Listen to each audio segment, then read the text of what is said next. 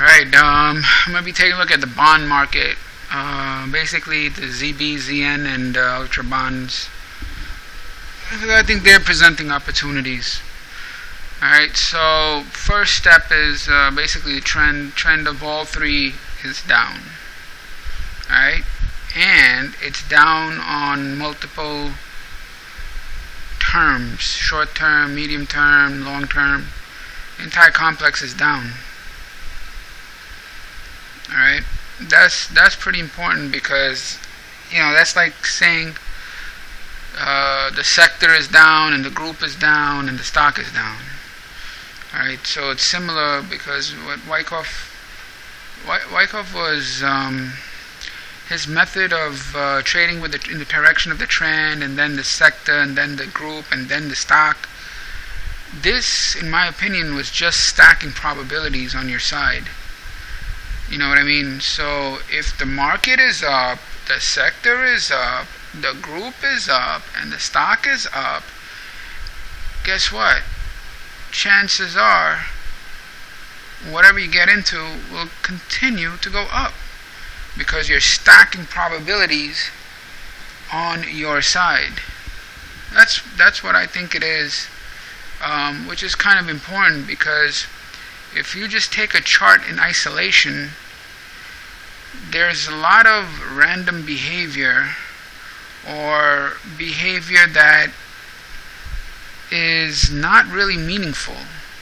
You see many charts that just look like they're wandering without any structure. And wouldn't you rather have a structure that says the trend is up, the sector is up, the industry is up, the stock is up? Now that is a structure that is reliable and puts probabilities on your side, and therefore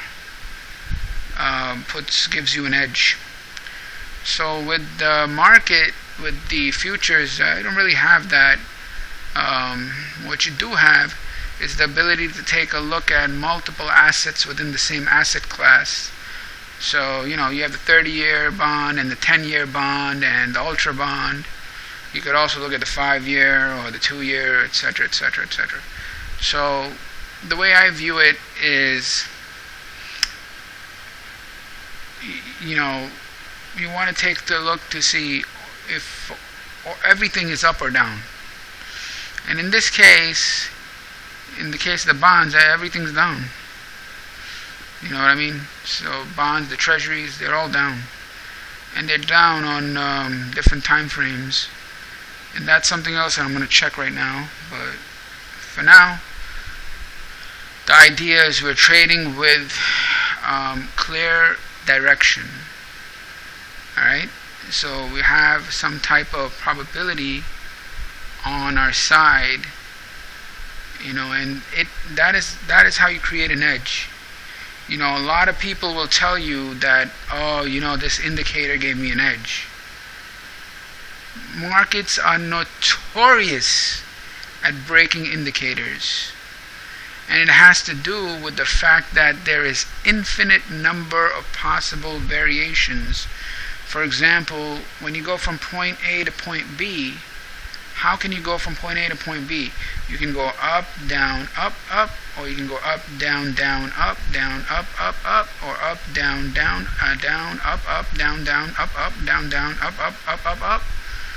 So if you take all those up, down combinations and then consider the range of the bars, the position of the close, the volume of each bar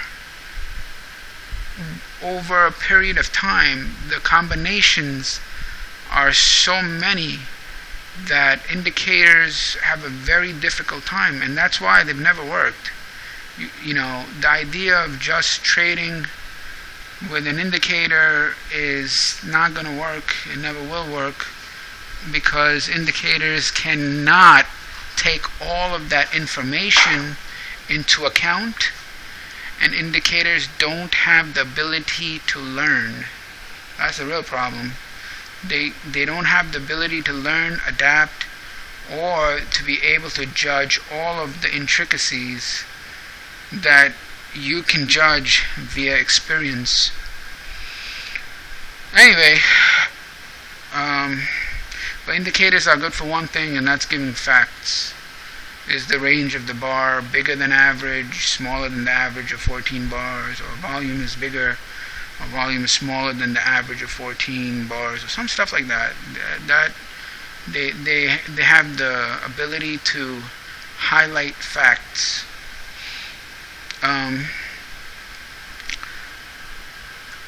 And by the way, Wyckoff really, he knew this because he wrote it very clear in his material.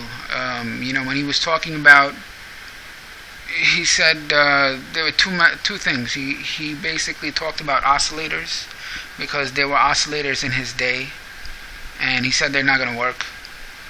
And he wrote about mathematical formulas like figuring, like number crunching. He said that's not going to work either.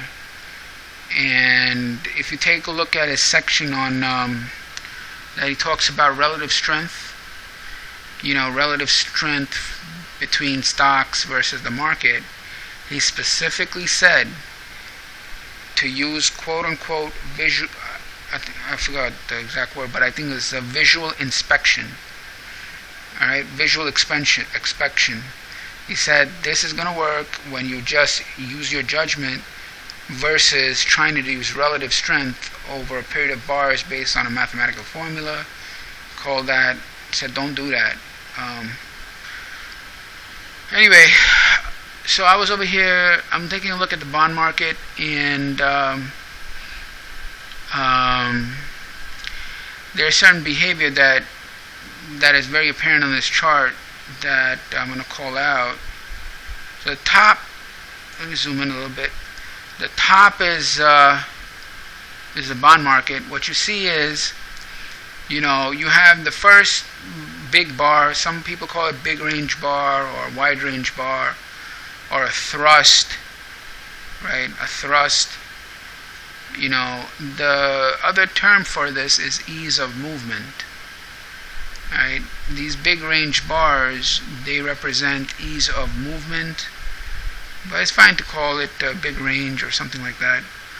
So we see that this bar with ease of movement has the biggest volume in over 20 bars. Alright, so there's big volume on this bar with ease of movement that breaks the prior low. Okay, that's very important. The fact that the prior low was broken, alright, on ease of movement with big volume. Then as it went down, it basically, price went up and it made a minor high. That minor high is right here. Alright, that's the high. So after it made that high, it made a low, and then it went right back into the area of the breakdown where you have good ease of movement, and it started doing this: up, down, up, down, up. That's the idea, is clustered closes. Okay, that's the term. Up, down, up, down, up. When you see that type of behavior, basically that type of behavior is very apparent when you have a cycle top. So when you have price, it's going up, up, up, and then there's a rounding top, that rounding top ready to go down. What you see at the highs is two things. One, clustered closes, and two is a shortening of the thrust. So you want to be aware of these two things. In this case, you had clustered closes, which basically says demand is having a difficult time going higher. Alright? Because supply is not letting it go higher. It's not going up, up, up. It's going up, down, up, down, up, down.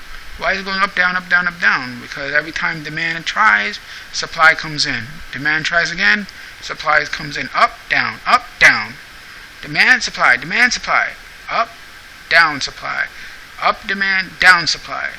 So that's what it means. It means demand is having a hard time getting above that area. And in this case, you see that that's definitely true, because it is going into an area where you had ease of movement to the downside. In other words, you had a breakout or a breakdown on big volume and big range. So that's exactly where you expect for price to have a hard time, because it had a hard time before. There was no, demand was taken out. So after that, what's really important is the concept of failure. And I classify a lot of these things as failure, because if you want to know real Wyckoff, right? Real Wyckoff, the essence was, what he explained was, aim to, when you read a chart, aim to identify behavior, motives, and success and failure of supply and demand as they try to compete for every move. Alright, so it's behavior, motive, as well as the success and failure of supply and demand. When you look at a chart, look for these three things. Alright? Behavior, motive, success and failure of supply and demand. So what behavior do we see? You see that the behavior is clustered closes. What is the motive behind the clustered closes? The motive behind the clustered closes is sell it. Alright? There's selling. Motive is like intent. Alright? So behind the behavior of clustered closes is the intent or motive of selling in an area that had a breakdown. So we know that in this area there is selling. Alright? And then success and failure. Obviously the market had failed here before. Demand failed here before in that same area. And you're having clustered closes in that same area. And then eventually there's a breakdown. So what's that telling you? That is failure on the part of demand. Failure on the part of demand to take price higher. It happened in the past, and now it's happening again in that same area. And there's different ways of identifying failure. Upthrust is actually a failure for demand, because it tries to go higher and it fails and gets reversed right back down. A spring is a failure because it tries to go down, but it can't. It goes right back up, from a support level. So all these things fall under this category. Although Wyckoff didn't say spring or upthrust, his guideline was to look for success and failure. And I think that's very intelligent, because when markets fail at a certain area, chances are when they go back into that area, they'll fail. Just like a spring. It finds support, it goes right back, there is a spring, and it goes higher. So it's just validating support. It's success on the part of demand to test that support area with the ultimate test, which is a slight penetration below support, and reverse right back up. And an upthrust is just confirming your resistance level with the ultimate test of a slight penetration above resistance and right back down. Anyway, that's the way I view it. These words about behavior, motive, success, and failure, they're not mine. That's the guideline that he had laid out. Alright? So what you're looking for is behavior, motive, success, and failure, and you can tie that together. the way I've done is, I just said, alright, so the behavior is clustered closes, the motive is selling, and it is failure on the part of demand to take price higher, so it goes down. Alright, so in this, in my view, like, I want to categorize things as success and failure. I want to take the behavior, identify the motive, and for me, like, the motive, I don't like to make it too complicated because you don't want to be like a theorist. The motive is selling or buying. It could also be to take your shares, like via a shakeout. But primarily it's selling and buying. And the behavior, this basic behavior, you have absorption, clustered closes, shortening of the thrust, stuff like that. That's pretty common, effort reward, etc. So, and then you tie it to success and failure on the part of demand and supply. So in this case, what else is telling you beside clustered closes that demand has totally failed? And I like this a lot. I think that this is one of the ways that the CM tests. There's a big difference between a test that just goes to a level. Like, let's say you have $5 level. A big difference if price goes to that $5 level on 100 contracts versus price goes to goes with 100 contracts and reverses versus price goes to that level on 1,000 contracts and reverses versus price goes to that level on 10,000 contracts and reverses. A big difference. And that's where volume comes into play. Alright? Volume comes into play because it can really identify that, hey, there was so much activity there and it still failed. There was a major attempt by demand to go higher, but it couldn't. So that could be many things. That could be like evidence that there's a wall of sellers there, there's bag holding there. How do you do that? So I devised this indicator which was just identifying volume, and as you can see, that volume attempt from demand was the biggest volume in 9 bars. That volume attempt that went to the area of the breakdown was the biggest volume in 9 bars. Alright, 9 bars. It attempted on that 1 bar, and it was immediately sold off by the biggest volume in 15 bars. 15 bars. With great ease of movement, and had follow through as well. After inside bar, it had followed through down. So that's telling you the demand failed.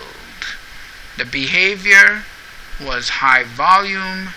The motive, in my opinion, was to see if demand could go higher, and it failed. It couldn't go higher. It reversed instead to go down. So that area is a great area now to take a short, because it's already failed. So they say that area is a proven area. Alright, what does it prove? It proves that demand could not go through, so the probabilities are on your side that demand will still not be able to go through. Okay, it's more likely that if demand failed there, that it will continue to fail there than it will succeed there. Demand failed, supply succeeded. Chances are demand will fail again and supply will succeed again.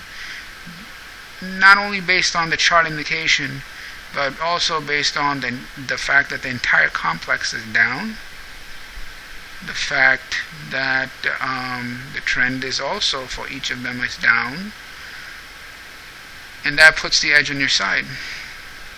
So again, the Wyckoff method of analysis aims to identify behavior, the underlying motive, and the success and failure of supply and demand as divided for each move. And then after that, it goes into all the different types of behaviors and, tries to make sense of it. Alright.